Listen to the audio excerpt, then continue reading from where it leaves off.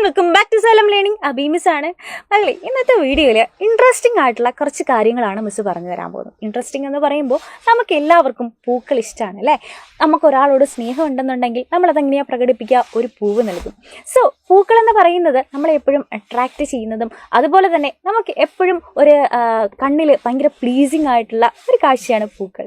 So പൂക്കളുടെ പേര് പറയാൻ പറഞ്ഞാൽ നമ്മളെല്ലാവരും പറയുന്ന കുറച്ച് പേരുകളുണ്ട്. ഏതൊക്കെയാണ്?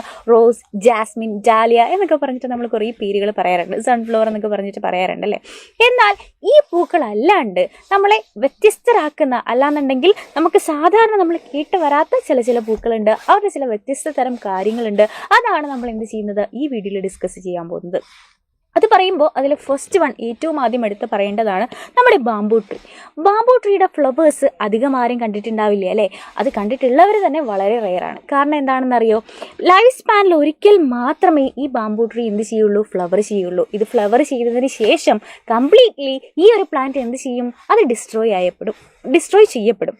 So it blossom only once in its life സ്പാനിൽ ഒരിക്കൽ മാത്രമാണ് എന്ത് ചെയ്യുന്നത്? ഇത് ഫ്ലവർ ചെയ്യുന്നത്. അതിനുശേഷം ഇവർ ഡിസ്ട്രോയ് ചെയ്യപ്പെടും. മാത്രമല്ല, ഓരോ ബാംബൂ ട്രീയും ഡിസ്ട്രോയ് ചെയ്യുന്നതിന് മുമ്പ് കുറേയധികം തൗസൻഡ്സ് ഓഫ് സീഡ്സ് ഡിപ്പോസിറ്റ് ചെയ്തിട്ടാണ് അവർ പോകുന്നത്. ഈ സീഡ്സിനെ നമുക്ക് ബാംബൂ ഗ്രെയിൻസ് എന്ന് വിളിക്കാം. ഈ ഗ്രെയിൻസ് ഭയങ്കര മെഡിസിനൽ വാല്യൂ ഉണ്ട്. ഓക്കെ, നമ്മൾ മുളയരി കഞ്ഞി എന്നൊക്കെ കേട്ടിട്ടുണ്ടാവും. ഭയങ്കര മെഡിസിനൽ വാല്യൂ ഉള്ളതാണ് ഈ ബാംബൂ സീഡ്സ് എന്ന് പറയുന്നത്. ഇത് ഫുഡായിട്ടും യൂസ് ചെയ്യാറുണ്ട്.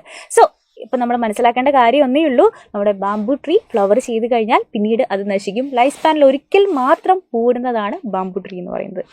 നെക്സ്റ്റ് വണ്ണാണ് നമ്മുടെ Nishagandhi, queen of the night എന്നറിയപ്പെടുന്ന ഫ്ലവർ അല്ലേ. അപ്പോൾ പലരും കണ്ടിട്ടുണ്ടാവും, ചിലരുടെയൊക്കെ വീട്ടിലുണ്ടാവും നിശാഗന്ധി. ഈ നിശാഗന്ധിയുടെ പ്രത്യേകത എന്താ? ആ പേരിൽ തന്നെയുണ്ട് നിശാഗന്ധി. കാരണം എന്താ? ഇത് രാത്രിയിലാണ് പൂവിടുന്നത്. നല്ല ഭംഗിയാണ് കാണാൻ അല്ലേ. രാത്രിയിൽ നല്ല വൈറ്റ് കളറിൽ ഇങ്ങനെ ഇതാ വിരിഞ്ഞ് നിൽക്കും. So flowers that blossom at night are white and fragrant. രാത്രിയിൽ വിരിയുന്ന ഇതുപോലെയുള്ള പൂക്കൾ എന്ന് പറയുന്നത് എങ്ങനെയായിരിക്കും? വൈറ്റ് കളറിലായിരിക്കും. അത് മാത്രമല്ല നല്ല ഫ്രാഗ്രൻസ് ഉണ്ടാവും, നല്ല മണമായിരിക്കും. വേറെ ഒന്നിനെയല്ല, പോളിനേഷന് വേണ്ടിയിട്ട് ഇതിനെ ബാക്കിയുള്ള ഇൻസെക്റ്റുകളെയും അല്ലാന്നുണ്ടെങ്കിൽ ബാക്കിയുള്ള ആനിമൽസിനെ അട്രാക്റ്റ് ചെയ്യാൻ വേണ്ടിയിട്ടാണ് ഇതിൻ്റെ ബ്രൈറ്റ് കളേഴ്സും അതുപോലെ ഭയങ്കര സ്ട്രോങ് ആയിട്ടുള്ള ഫ്രാഗ്രൻസും ഉള്ളത്, അല്ലെങ്കിൽ മണവും ഉള്ളത്. This helps flies to locate them at night. രാത്രിയിൽ ഇതിന് പോളിനേഷൻ നടക്കാൻ വേണ്ടിയിട്ട് ബാക്കിയുള്ള ജീവികളെ അട്രാക്റ്റ് ചെയ്യാനായിട്ടാണ് ഇതിൻ്റെ ബ്രൈറ്റ് ആയിട്ടുള്ള കളറും അതുപോലെയുള്ള ഫ്രാഗ്രൻസും. അപ്പോൾ നിശാഗന്ധി നമ്മൾ പരിചയപ്പെട്ടു. ഇതുപോലെയുള്ള മറ്റൊരു പൂവാണ് നീലക്കുറിഞ്ഞി അല്ലേ. നീലക്കുറിഞ്ഞി കുറച്ച് ഫേമസ് ആണ്, നിങ്ങൾ കേട്ടിട്ടുണ്ടാവും. നീലക്കുറിഞ്ഞിയുടെ പ്രത്യേകത എന്താ? 12 വർഷത്തിൽ ഒരിക്കൽ മാത്രമാണ് നീലക്കുറിഞ്ഞി പൂക്കുന്നത് അല്ലേ. സോ നീലക്കുറിഞ്ഞി എന്ന് പറയുമ്പോൾ ഈ മലപ്രദേശങ്ങൾ, മൂന്നാർ ആ ഒരു ഏരിയയിലേക്ക് പോയി കഴിഞ്ഞാൽ ഭയങ്കരമായിട്ട് നല്ല ഭംഗിയിൽ അവരെന്ത് ചെയ്യാറുണ്ട്? പൂത്തിങ്ങനെ നിൽക്കാറുണ്ട്. മല മൊത്തം നീല നിറത്തിൽ കാണാറുണ്ട് അല്ലേ. So it blossoms only once in 12 years. 12 വർഷത്തിൽ ഒരിക്കൽ മാത്രമാണ് നീലക്കുറിഞ്ഞി പൂക്കുന്നത്.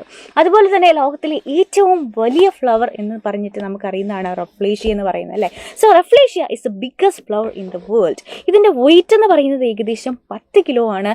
ആറ്റ് encircle as big as an umbrella. ഒരു അംബ്രലയുടെ അത്രയും, ഒരു കുടിയുടെ അത്രയും വലുപ്പത്തിൽ, നല്ല 10 കിലോയിൽ നല്ല വലുപ്പത്തിലാണ് എന്തുണ്ടാവുക? റഫ്ലേഷ്യ ഉണ്ടാവുക. സോ ഏറ്റവും വലിയ ഫ്ലവർ എന്ന് പറയുന്നത് റഫ്ലേഷ്യയാണ് അല്ലേ. മാത്രമല്ല ഇതിനൊരു ഫൗൾ സ്മെല്ലായിരിക്കും ഉണ്ടാവുന്നത്.